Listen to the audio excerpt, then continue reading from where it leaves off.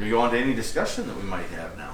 Does it make sense? We've all heard this enough, right? That, oh goodness, we don't need to hear again when Peter got this or when Paul got this, but it's really, really starting to take hold now, I think, with us, that we don't have to. It was fun last week we went through, that was necessary, that Pilate talked about what was necessary for him to release either Barabbas or Jesus. It was necessary according to your Jewish law. Well, really? Pilate was following the Jewish law. It was that powerful at that time. So that's, yeah. Question? In 2038, where they should see his face no more, did he ever go back up to? He did not.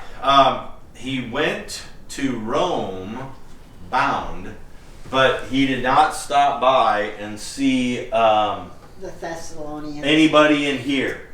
So they never saw him again. No, and the reason why he said it uses the term gospel of the kingdom and not gospel of Christ is because he didn't need to preach the gospel of Christ here because, I'm sorry, I take that back.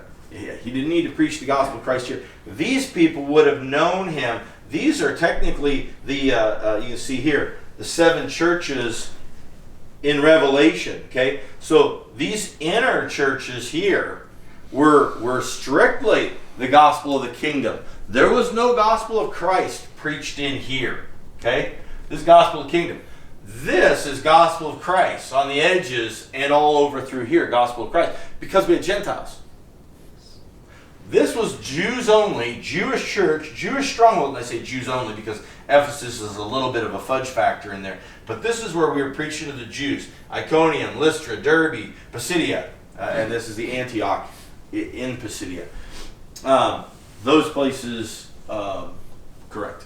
And at first, And he never went back there. And at first, he did not go into Asia. Right. Exactly. That's exactly right. Yep.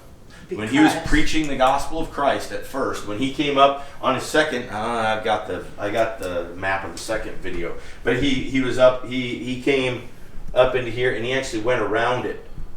If you remember, he was like right over in here in Antioch of Pisidia, and so he ended up going around it the first time. Landed up in Troas. Now, remember we talked about. And the reason he didn't go in there. Well, the reason why he didn't go in there is because, first of all, this is going to be the church of the future. It's going to be in the 7-year tribulation period and then that 1,000-year kingdom. This is what Revelation preaches to. Okay, Revelation teaches about these 7 dots there: Philadelphia, Thyatira, Smyrna, Ephesus. Yeah, about all those 7. Yes. I think it's very interesting that most of my confirmation was on Paul's journeys. Right. And I'm a saver, and I'm going to go back and find it. Because I don't ever remember the separation from Jew to Gentile. No, it was always printed there, but nobody ever taught it. Correct. Yeah. Never. This is the first, from you, Yeah. that we've gotten that separation of Jew and Gentile. Yeah. We weren't taught that. Not at all. Nope, not at all. And that was all my confirmation, was all Right. Paul's journeys. The problem with all the confirmation and the confirmation teaching all of this is they were teaching us as though we were Jews. For sure. And we're not Jews. We don't have to.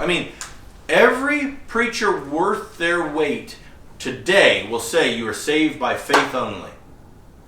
Okay? If they don't, that's heresy. Okay? They're reading out of the wrong manual. They're reading out of the radar range, out of the microwave manual. They're not reading out of the current refrigerator manual. It's truth, but it's a lie. Oh, it's just not for us. It's just not for us. Exactly right. Yep. But we're, as a people, we were probably looking like blessings are great for the Jews. Blessings should be great for the Gentiles. Absolutely. Let's look on this board here real quick. So look at this here. So the Jews' religion, we've heard Paul say that, right? Circumcised, you had to be circumcised. There wasn't a question. Everybody in this kingdom had to be circumcised.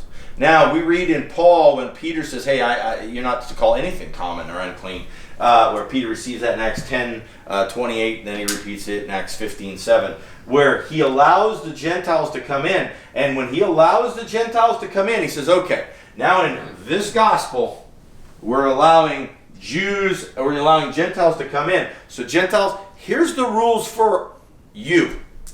Here's the rules for the Jews. So the Jews still had to be circumcised, so there's the gospel of the circumcision.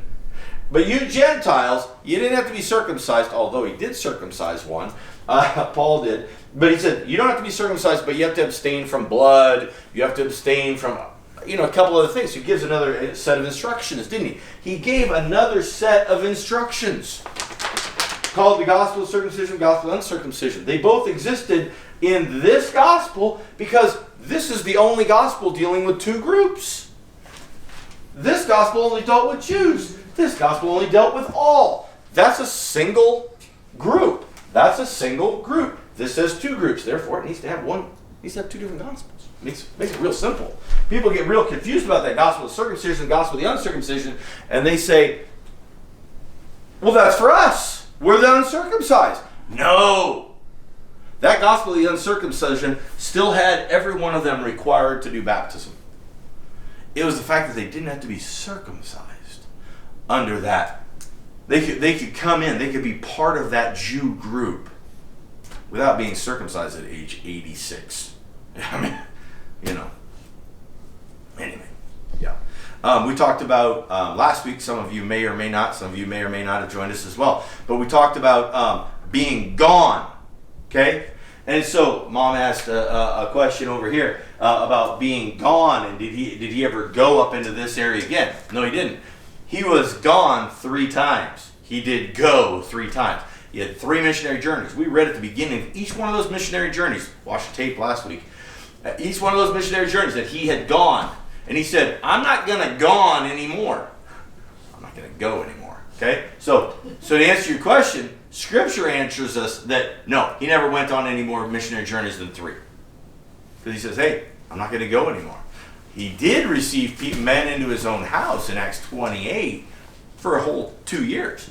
But he didn't gone. He didn't go. He was stationary after that. So. No, thank you. Yeah.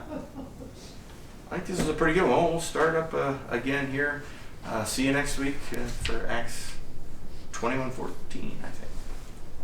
Yes. Great.